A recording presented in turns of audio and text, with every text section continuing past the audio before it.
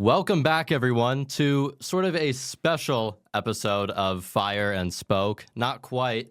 We're not in the original studio, as you can see, but we have a very special guest here with us.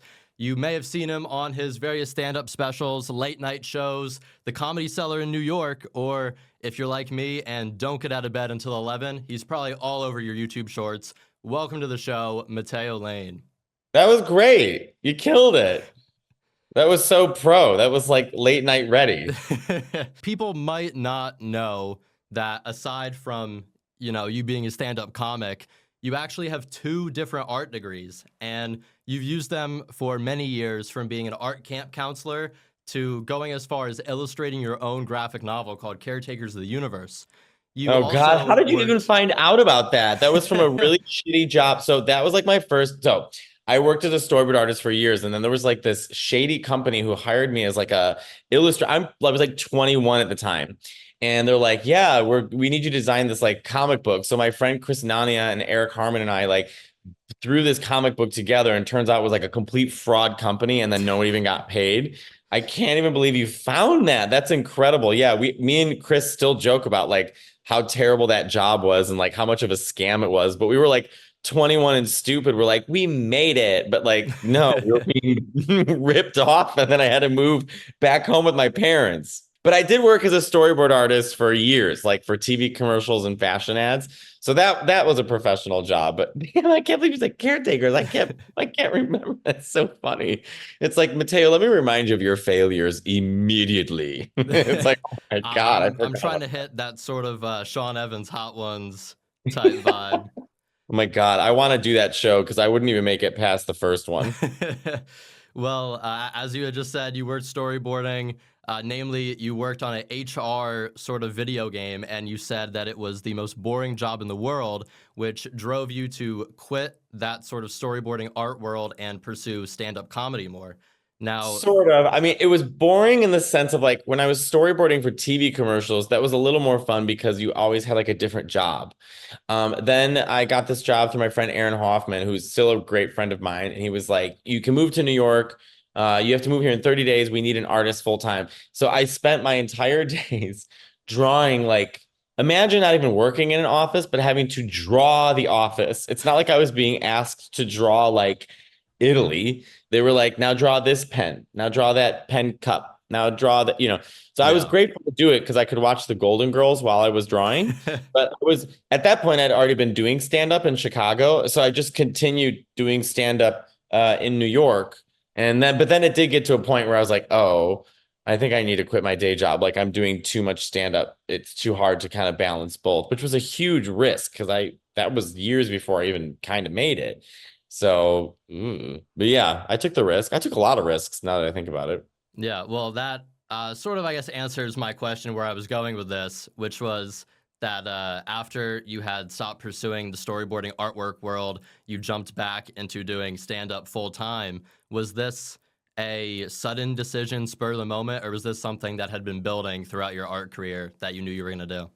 Well, it was just building. Yeah. I mean, because like when you're doing stand up and you're doing like open mics and bar shows, there's very few opportunities for you. So at the time, there was this opportunity called the Just for Laughs Festival in Montreal. And they had what they call the new faces. The new faces when you're a younger comic is like, you know what I mean? Like, oh my Yeah. God, if I have a new face, like it brings so much opportunity. So I did the festival and I was selected like very early on. Now thinking about it, I'm like, was I too young? But I did great. And MTV had a show called Guy Code and Girl Code at the time, and they booked me on it right off the bat. So when I got back home to New York, I was like, hey, like I'm on an MTV show now. Uh, and I couldn't take any more days off. And I was like, I think I need to quit. And my friend Aaron was so supportive. He was like, yeah, he's like, I absolutely you should. Also, my job at that point I could feel was starting to become obsolete. Like there was no more need for the company was shifting. So the drawings were getting like less and less necessary. So for me, it was like, okay, this is the right transition. But still, I mean, it's not like MTV pays a lot. I was still Well, sort they're of not like, even around anymore, I so. was gonna say they've had the VMAs yesterday, and I was like, VMAs what? Sort of backing up from that even more, what actually spurred you to get into stand up comedy in the first place? Um, I had a friend named Marty DeRosa who was dating my friend Anais. When not Anus, everyone at Starbucks called her Anus. Anais she's from France. He was doing stand up. I've said this story a bunch, but it is true. I mean, you seem very young. How old are you? I'm 19. Well, going to be Yeah, 19 in a month. there you go. That's such a young thing to do is to pick the older age because when you're older, you don't. My roommate's 20. Oh So, wow. yeah. But they're ready to be in a retirement home. Yep. Yeah, I'm 38. So when I was younger, now you have to really emphasize this. There were, of course, out gay men doing stand-up comedy. They were not widely available. And if you can imagine when you're a young kid in the 90s, they're even less available to you because there was no YouTube, no back in my day, there was nothing. So I did not have access to gay men doing stand up. I didn't know that they existed. So I did not see a gay man do stand up until I was 23 years old. That is how long I had to wait in my entire life until I saw someone gay do stand up, a gay man. His name was Bill Cruz in Chicago. And then, of course, I saw James Adomian when I came to New York and all these and Mario Cantone and stuff. So as I got older, it was revealed to me like that Rick Chrome was doing it in the 80s. It wasn't on TV. It wasn't accessible to me. So I didn't think for a long time I could do stand up because I didn't see it. So I just assumed that's for straight guys and like a few select women, and that's about that. But then I saw Joan Rivers do stand up when I was in my storyboarding class when I was 20 years old, 21. I would have been somewhere around there. And it like unlocked something in me. And I was like, I think I want to try this. So I asked my friend Marty, who was dating Anais, if I could do time on his show, not even knowing what that meant. And he gave me 3 minutes at his show. And that was it. That's how I started. Cool. So, yeah. Well, it seems like it worked out pretty well for you. Those 3 minutes got you What, pretty far. what a dramatic answer. So, something that a lot of upcoming comedians and comics might of, be afraid when they go out on stage and they perform their material is bombing. Sure. Obviously, many comics, that's sort of the worst nightmare. Have you ever bombed on stage? And if so, what was that like? How did you react to that, respond? Bombing is a good thing for a young comedian.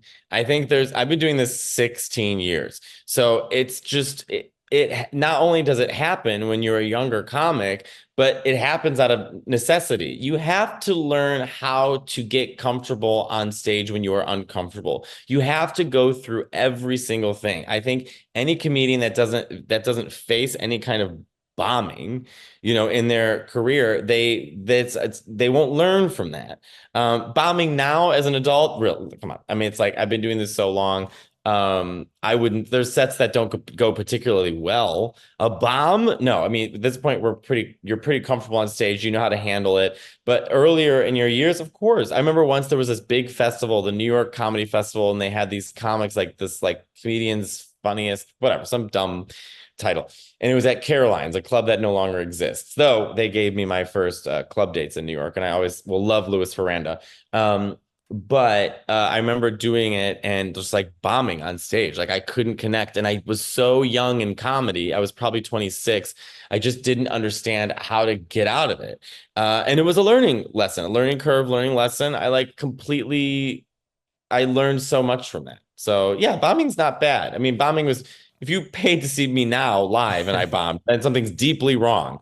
But no, bombing is a good thing for young comics. We've talked about how you started, what it's like to bomb, how it's important.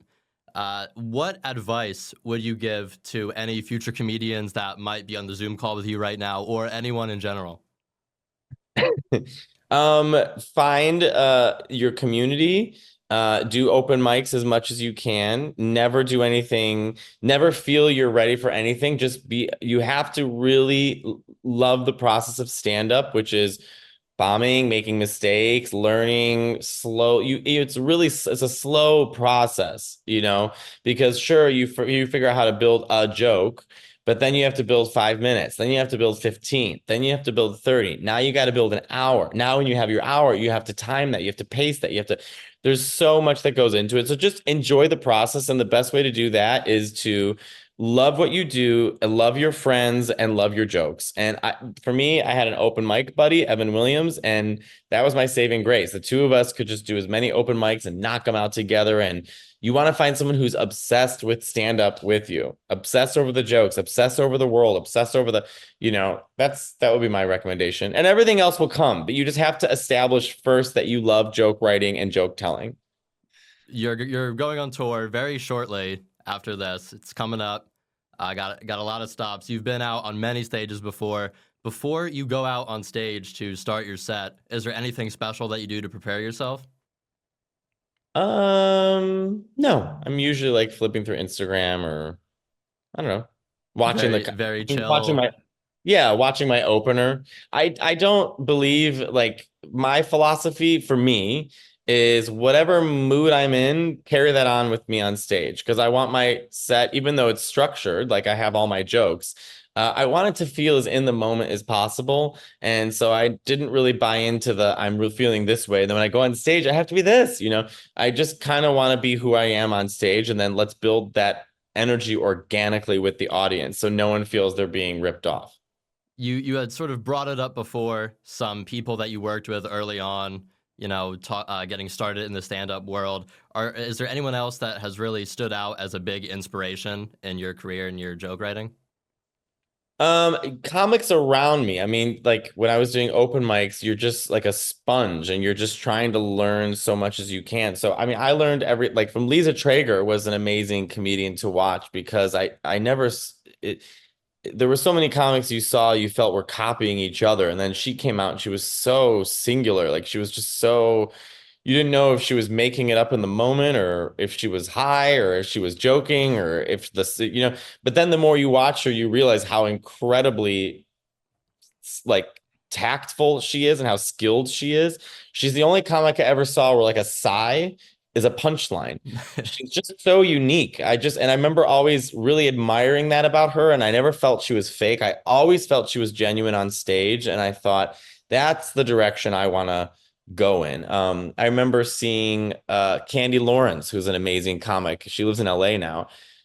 I was so used to seeing these guys go up on stage throwing out their one-liners, and then she went up and she was like yelling and moving, and she like broke the box for me. I didn't think that you could do that. Like, she changed my perception of stand-up comedy, and I always appreciate the Putterboss sisters, Beth Stelling, there's a lot, Yamanika Saunders. I mean, there's lots of comics I watch. There's so many I watch that I'm like, damn, like, they really, people who just do something slightly different and kind of change it up. Yeah. So you'd say that going out on stage and being a genuine version of yourself rather than going out there to play an act is sort of a core part of your comedy, or at least the comedy that you enjoy? Not necessarily what I enjoy, but what influenced me and what I strive to be. But what's funny is, like, the kind of comedy that I do, uh, I would say is more in line with those comics, like feels more conversational. But I'm always, the comics that make me laugh the hardest are the silly one-liners. There's this guy in Los Angeles. I can't think of his name. I think it's like Frank or something. And he just does these one-liners, and every time he does a one-liner, he snaps. And it's just set up, punchline. And it's so opposite of me. Oh my God, he makes me die of laughter. I think he's hysterical. So I don't know. My what I like is different than what I do, I guess. By the way, the beeping is my dishwasher saying my dishes are done. I can't hear it, so I don't think Good. it's going to All get right. picked up. I didn't want you guys thinking I was hooked up to a dialysis machine. So let's say, it's however many years in the future, uh, Joker took over Gotham, but sort of a reverse Joker. No one's laughing anymore. Comedy's Mhm. over. What Mhm. would you be doing? I would say, wow, I made it to Cincinnati. Denmark looks the same. Uh, so no one's laughing at you. You're saying, what would my other job be? Yeah, yeah. Like a dream job, or like, yeah, because I guess Dream job. I used to sing. I want to still sing, but that's too in line with what I do now. Let me think of something like different. What's a job that I would love to do? Can you hear my Chicago accent, by the way? Yeah, yeah, a little, yeah. I know. Um, Forklift operator, maybe? No, I would love to be the chef of a small restaurant that cooked just a few different types of pastas. That would Uh, be great. yeah. Stand in a kitchen and cook all day and just kind of know what I'm getting into and make the pasta, make the sauce. That life, something about chefs and comics are like very similar. It's heavily routine based. It's night. We're dealing with difficult people, Yeah. uh, difficult customers. I would say, yeah, I would love that would be my job. I'll go off of that. Favorite pasta. What would you make? Favorite kind of pasta dish? All right, are you ready for me to like really Italian out on you? I'm Italian too, so I'm ready for this. Do you speak Italian? I took Italian 101 here. I can say ci sono dot dot dot. There are. That's Yeah. good. My favorite pasta is from a restaurant in Rome in Trastevere, from a restaurant called Zio Umberto. It's called Bucatini alla Matriciana. That's my favorite pasta. Last part here. Said I wanted to tap into that. Matteo Lane, we have a camera there. Uh, we're gonna roll out the red carpet for you. What are you working on? What do you want the people to know? Just you can listen to my podcast, I Never Liked You, with my co-host Nick Smith, who's a complete nightmare. And yeah, you can see me on the road. MatteoLaneComedy.com. I'm on the Can't Stop Talking tour, and I'm coming to a city near you. Atlanta Fox Theater this September 22nd.